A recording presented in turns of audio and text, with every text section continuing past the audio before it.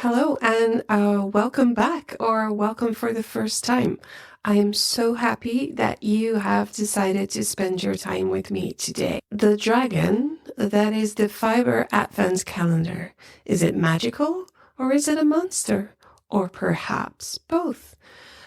There's a lot of advent calendar stuff going on, whether you are in fiber crafts or not.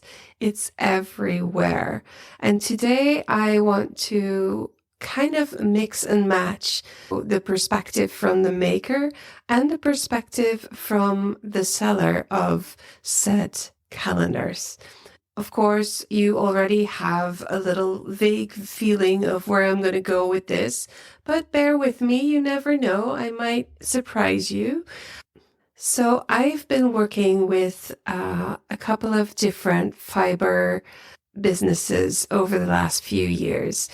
Shops, dyers, designers, different kinds of people in the fiber craft business.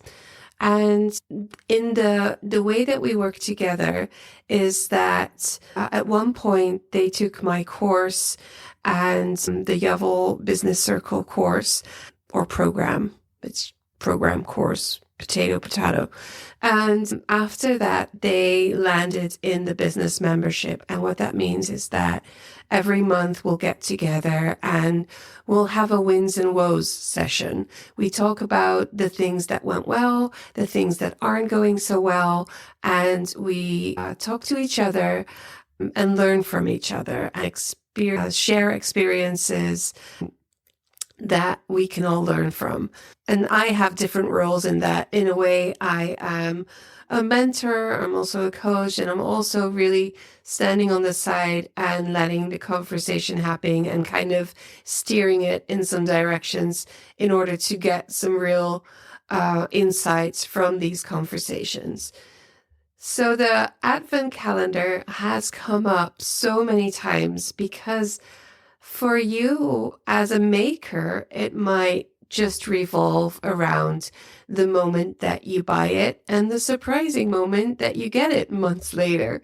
But for a lot of makers, let's just focus on yarn dyers or fiber dyers at this point. I'm going to focus on that, but I'm well aware that there are other ways that we can do advent calendars, but I'll just focus on the yarn dyers for now. And so talking to them over the years, they are working on this. Almost, some of them almost are focusing on or are working on this for a whole year. It's a lot of planning. It's a lot of work. There's a lot of things going on behind the scenes. And as a businessman slash coach, I have opinions. Yes, I do. As a crafter, I also have opinions because, oh my gosh, it is so fun to open packages every day or every week leading up to Christmas. And it's so exciting. And it takes you back to the feeling of being a small child and that Christmassy feeling and the birthday kind of feeling that is so hard to get when you're an adult. It's really hard to get that kind of feeling. The Advent calendar will get you that kind of vibe. So I've done a little bit of research around it, but I'm mostly speaking from the experience of talking to these business owners and how they have experienced working on advent calendars and selling them. So there's a bunch of things going on, right? So let's focus on the maker first. The sales points where you can start buying a calendar are so early on in the year that your mind is not even at Christmas yet. But because the business owners need time to prepare to dye all the yarns or fibers and pack them and do all the marketing around it and everything. That's why it's so early on in the year. So there's this moment, usually in summer, but sometimes it's as early as spring, where you already have to decide, do I want to invest in this magical thing that I have to wait on for months to come? And I say invest because they are not cheap. So there's that. Now let's say that you enjoy that kind of thing so much. You have the budget, you want to support these makers, the dyers, and you are all in. This is your thing. And you're so excited, or perhaps you are excited at the moment when you buy it, then you forget about it, and then you get that rush of excitement again once it's time and once they start sending it. Now, sometimes they even send the calendars quite early. That's another thing to keep in mind. Like, do you want to sit on it and wait until it's December? Or do you want to receive it at the last moment? And then that is kind of a risk for the dyer again. Okay, but focusing now on makers, on those people that buy an advent calendar. The fun of it is definitely very, very important. The joy, everything I just told you about, everything I was just saying. But there's another part of it. There's another side to it. Because there's a little bit, or perhaps a lot, of overconsumption going on. You buy an advent calendar for the fun, for the joy of it. Hardly ever because you quote unquote need it. Now, we can say this for the whole of our hobby. Like, how much do we actually need the stuff we buy for our hobbies? So that's a whole thing in itself. And last episode, I was a little bit soapboxy on that topic. So I'll keep quiet on that for now. So, but even if you're not focusing on making what you need so much, the overconsumption part of it is the fact that you'll get small amounts of different kinds of yarn or fiber. And sometimes you'll get a pattern that goes with it and you're excited about the pattern. Sometimes you don't know what the pattern is and it's just all a big surprise. Sometimes the little packages, what's inside, are matching and they build on top of each other into something that is a coherent amount of fiber. Coherent in the way of how should I say it? Vibe, color, style, fiber itself, fiber matter. Of course, it can be that, but sometimes you don't know. So there's a choice you can make there. If you don't know what it'll be, if it's completely a surprise and it's going to be, you don't know if it's matched or not, then you'll have all these different kinds, small amounts of fiber in your stash.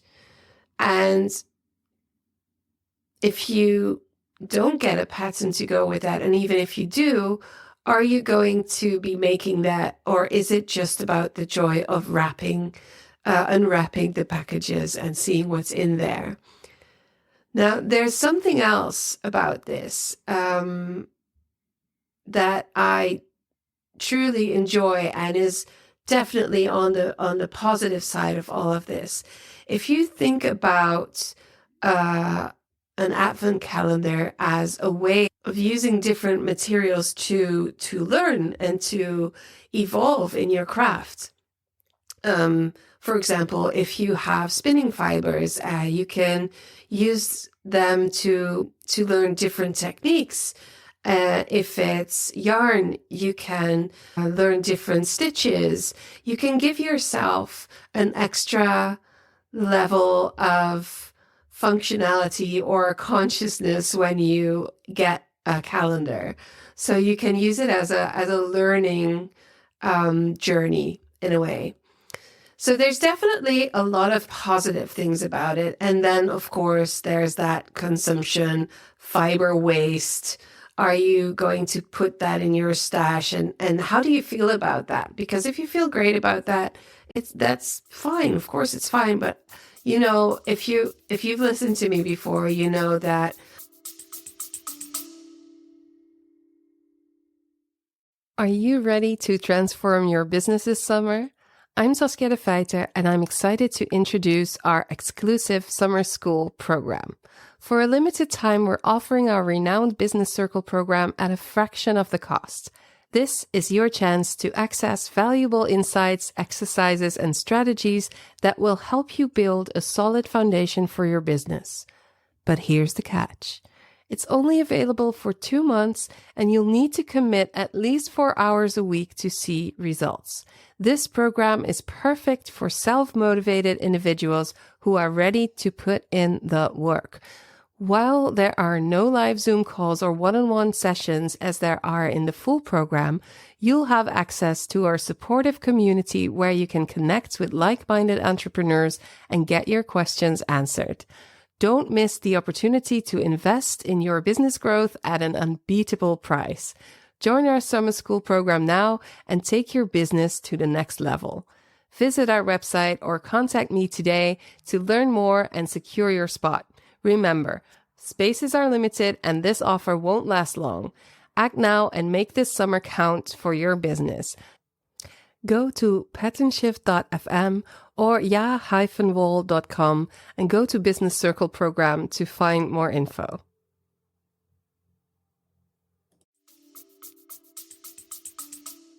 That I'm all about do you, but think about what you do and think about if it matches your values and all of that. So now going over to the other side. If you're listening, you're most probably somebody that either wants to start a business, already has a business, or is super interested in what happens on the other side. And deciding to make an advent calendar for your customers is a huge thing because it's so much work and there's so many decisions to make and there's kind of pressure. There's pressure from the other businesses in the field that are doing the same thing and are doing it in ways that look so professional and so beautiful that it's just a huge thing. But even if you've done it for years and you grew into it because it's kind of a trend and it's still growing, it's every year it's bigger and there's more. And if you've done it for a couple of years, I'm wondering how that is going and what is it asking from you as a business owner and what is it giving? So what I hear a lot is the idea that being part of this it's connected to FOMO. Like if I don't have an Advent calendar, I'm missing out on an opportunity. The others are doing it, so should I. And I don't think that is true. I think we have to be realistic and look at your numbers. Are you looking at your numbers? Are you actually making money with them if you look at the cost of the products, of the materials, the hours that you are working on this? If you look at all of that and be honest, is it profitable? And if it is it in a way balanced in profitability compared to other things you can do in your business to grow your business? And that could be anything. Like I can give examples, but like, I don't know, building a new website or starting workshops or whatever. Just looking at the whole picture of this, because all the time that you spend making these advent calendars is time that you could also spend on something else that might be more profitable. And let me just remind you once again that if this is a business, it's not a hobby and you're in it for the money. Even though it feels awkward, that's what you're doing. If you run a business, you're in it for the money. Otherwise, it's just a hobby. I need to remind people of this. So sometimes I'll just throw it in there. So, okay, we're looking at that. And then people go and they say, what about the exposure? Isn't it true that if you do this, if you are into the advent calendar thing, that you get so much exposure? And I would argue, no, not really, because you can post about it when you start selling it and sell it. And that is the moment where you should get most of your exposure. But what a lot of dyers are thinking about is the fact that once people get their calendars, they'll open it and take pictures, and they'll show it on Instagram and other socials, and then other people will see it. That's true. Absolutely true. It'll be so fun to look at all of that. But that's not the time that people are buying. So that is just fleeting exposure that is not bringing in sales. And you are effectively asking people to remember last year's calendar when you start selling it again. So there's something to think about. Could you do something with that? Once people are sharing, can you collect emails from people that might be interested in a way for the next one? But remember that at that moment, those moments of exposure will not translate into sales, except perhaps if you do something with your existing offers. So let's say if you have mini skeins of yarns that you sell now and people are showing them off from the advent calendar, perhaps what you could do is share a cute picture or a pretty picture that somebody shared of their mini, and then use it in a way to sell your full skeins, something like that. But be conscious about that. That's really important. I think if you want to be part of the solution in offering materials for people so that they can make their own clothes and accessories instead of buying fast fashion, it's also important to go back to your value system and to look at how does something like this fit in there? And can you perhaps do it, but in a different way? Or just be creative. Think out of the advent box.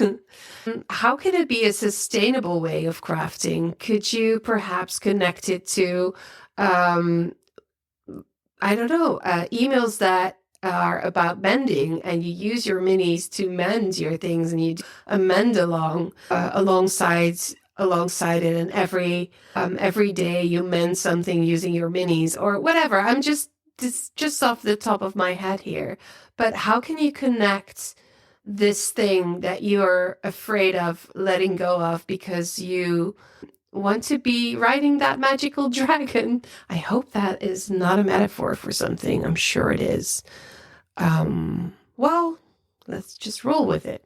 Because I totally see that there's lots of FOMO around this, but there's also lots of hours and hours and hours of work that might not get enough return into, so the time investment versus the return might not really, if you're honest, be viable. So also looking at quantity and quality, perhaps you can think a little bit more about that. Do a little less, perhaps not 24, 25 days, but weekly, and a little bit, the amounts can be a little bit more, something like that. Purposeful things, focusing on local fibers and making it yarn tasting and offering more information about the yarn and about where it's from, so that when somebody makes a larger project, they immediately think about this great local yarn that they can use. Or perhaps do think about restrictions. Offer a calendar for locals with local yarn, or offer just a certain amount of calendars so that you know that you don't have to spend months preparing. We also talked about planning a lot, and how can you make sure that this is not taking over your whole year? Just thinking backwards, how much do you need to sell to make it worthwhile? And how much time do you need to dye those yarns, to pack those packages? Really just reverse engineering the whole thing and then deciding is it worth it or not. Because there's one big thing that I kind of want to end with here, is that it is so much easier to keep the customers that you have, to make a connection with customers and build on those connections that you've already made, than to continuously trying to reach new people in an industry, and even if it's such a niche, right? The fiber craft industry, small. But even there are so many advent calendars, and you have to do a lot of work to find all the customers that you need. And in the end, how many of those customers, and you should be able to look at your numbers and your information on the back end of your website. And if you don't have that information, that is something that we'll talk about soon, because you need to see if people are buying it again.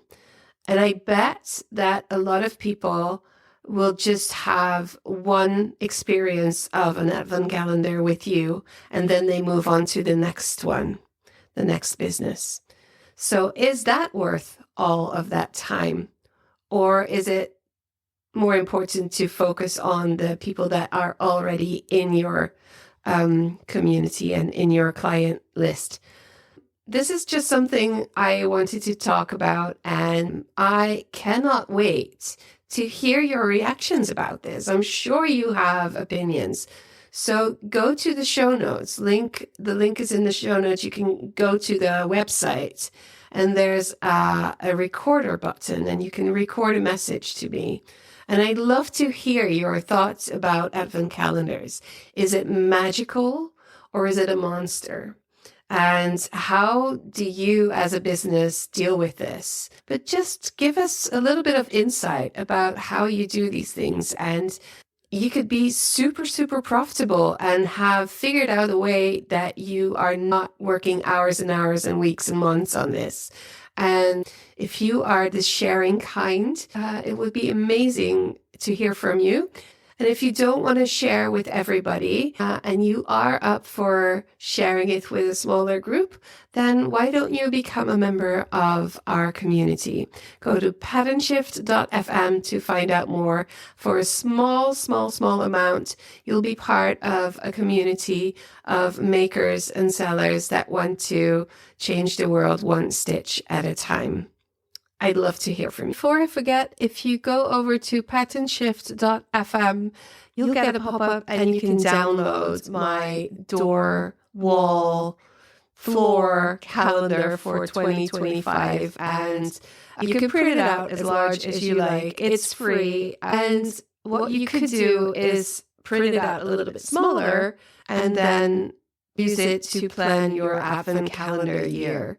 Because it's 1 year on one page, makes it very clear, very quickly, how much time you spend on a project like this. So if you make loads of money doing this, by all means, it brings quite a bit of fun to people. But also think about your value system as a business, about conscious use of materials, and perhaps do something extra to make it part of somebody's learning journey, or make it more sustainable, or do something that shows off lots of different makers. Connect it to what you think is important. And don't do it because everybody else is doing it. That has never been a great reason to do anything. Bye! If you want to build or grow your business in textile crafts, why don't you join our online community for the small monthly contribution of only €10, which is basically $10-ish. You get to hang out, learn from, and share your business and your personal craft journey with all the lovely people there. Support the podcast at the same time, and you get everything wrapped into one loving package.